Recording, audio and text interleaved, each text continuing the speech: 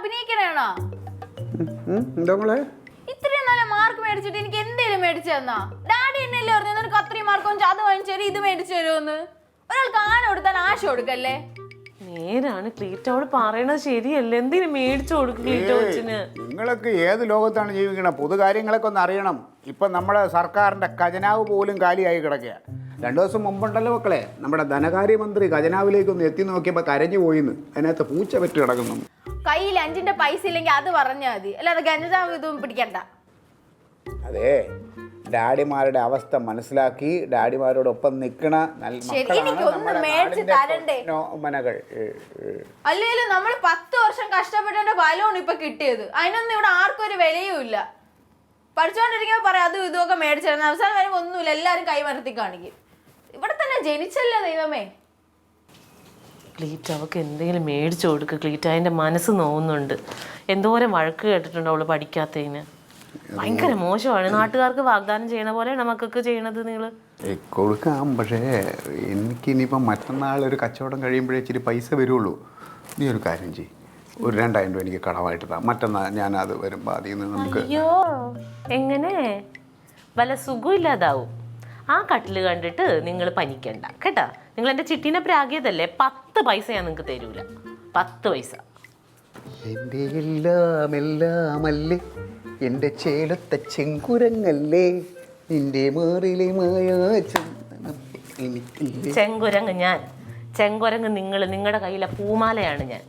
നിങ്ങൾ നോക്കിയിരുന്നോ? അത് കുടയും പിടിച്ചതേ മുറ്റത്ത് പോയി നിൽക്ക്. ആകാശത്ത് ചിലപ്പോൾ പൊട്ടി വീഴും. തരൂല്ല ക്ലീറ്റോ, ഞാൻ തരൂല്ല. അതെ, ഞാൻ നിന്നോട് യാചിക്കുകയൊന്നല്ല ചെയ്തു. ഞാൻ എൻ്റെ അവകാശം അത് ചോദിച്ചു, അത്രേ ഉള്ളൂ. എന്താ അവകാശം? നിങ്ങൾക്ക് എന്താ അവകാശം ഇതിനകത്തുള്ളത്? ഞാൻ നിന്റെ ഭർത്താവാണെന്ന് നിനക്കൊരു അവകാശം ഉണ്ടോ? ഓ ഉണ്ടല്ലോ. അതുപോലെ ഒരു അവകാശം എനിക്കുണ്ട്. എങ്ങനെ? അതായത് ഭർത്താവിന്റെ സ്വത്തിൽ ഭാര്യയ്ക്ക് അവകാശം ഉള്ളതുപോലെ തന്നെയാണ് ഭർത്താവിന് ഭാര്യയുടെ സ്വത്തിലും അവകാശമുണ്ട്. ആണോ? ഇത് ഭാര്യയുടെ സ്വത്തല്ല, കണ്ണി കണ്ട പെണ്ണുങ്ങളുടെ സ്വത്താ. അതിന് വേണ്ടിട്ട് ഇവിടെ നിന്നിട്ട് വർത്താനം പറഞ്ഞിട്ട് ഒരു കാര്യമില്ല. അല്ലേലും എന്നിവിടെ ആർക്കും ഒരു വിലയില്ലല്ലോ. നമ്മളെല്ലാവരും കൂടെ കുറ്റപ്പെടുത്താനും മോശക്കാരനാക്കാനും വേണ്ടി മാത്രമാണല്ലോ. എനിക്കിതൊക്കെ വേണം. എന്തൊക്കെ ആഗ്രഹങ്ങളായിരുന്നു അന്ന് വിളിച്ചിറക്കിയപ്പോൾ. എപ്പോഴും എൻ്റെ കൂടെ ഉണ്ടാവും, എൻ്റെ എല്ലാ വിഷമത്തിലും എൻ്റെ എല്ലാ സങ്കടത്തിലും കൂടെ ഉണ്ടാവും എന്നൊക്കെ ഞാൻ ഒരുപാട് കൊതിച്ചു. പക്ഷെ എനിക്കെന്ന് നെഗറ്റീവ്. ആ കൊച്ചു ഇത്രയും പെട്ടെന്ന് ഇത്ര നല്ല മാർക്കോടുകൂടി പാസ്സാവുമെന്ന് ഞാൻ ഒരിക്കലും വിചാരിച്ചില്ല. അൻസാറിനെ നടരാജിൻ്റെയൊക്കെ ഭാഗ്യമാണ്. ഭാര്യമാരും എന്തൊരു സപ്പോർട്ടാണ്. എനിക്കിവിടെ ആരുമില്ല. കർത്താവേ, നീ ഇതൊക്കെ കാണുന്നുണ്ടല്ലോ എൻ്റെ അവസ്ഥ. മതി കരഞ്ഞത്. ഞാൻ കരഞ്ഞെൻ്റെ വിഷമം തീർക്കട്ടെ. എൻ്റെ വിഷമവും എൻ്റെ കണ്ണീരും കാണാൻ കർത്താവേ ഉള്ളൂ, വേറെ ആരുമില്ല. നിങ്ങൾക്ക് തരാൻ പാടില്ലാത്തതാണ്. പക്ഷെ ഇങ്ങനെ ഒന്ന് വിഷമിക്കണ കാണുമ്പോഴത്തേനും ഞാൻ തരാം. പക്ഷെ എപ്പം എനിക്ക് തിരിച്ചു വരും? മറ്റന്നാൾ തരുമോ? മറ്റന്നാൾ തരുമോന്ന്? നാളെ തന്നാ മേടിക്കുമോ? എൻ്റെ പൊന്നെ, നാളെ ഒന്നും തരണ്ട. മറ്റന്നാൾ ഒരു ഉച്ചയാകുമ്പോൾ എനിക്ക് കൊണ്ട് തന്നാ മതി. ഓ, തരാം.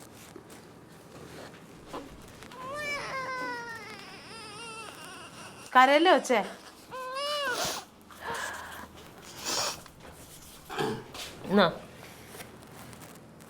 കടമാണിത്.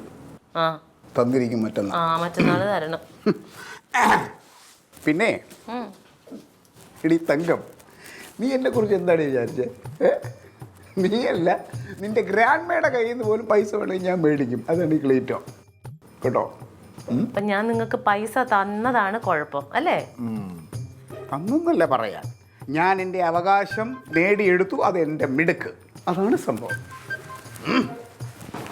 ഈ 2000 രൂപയുടെ പേരിൽ ഒരുപാട് അവകാശമൊന്നും സ്ഥാപിക്കാൻ പറഞ്ഞ ഭർത്താവിൻ്റെ അടുത്ത് കേട്ടോ. എന്ത് സ്വരൂപമാണ് ദൈവമേ.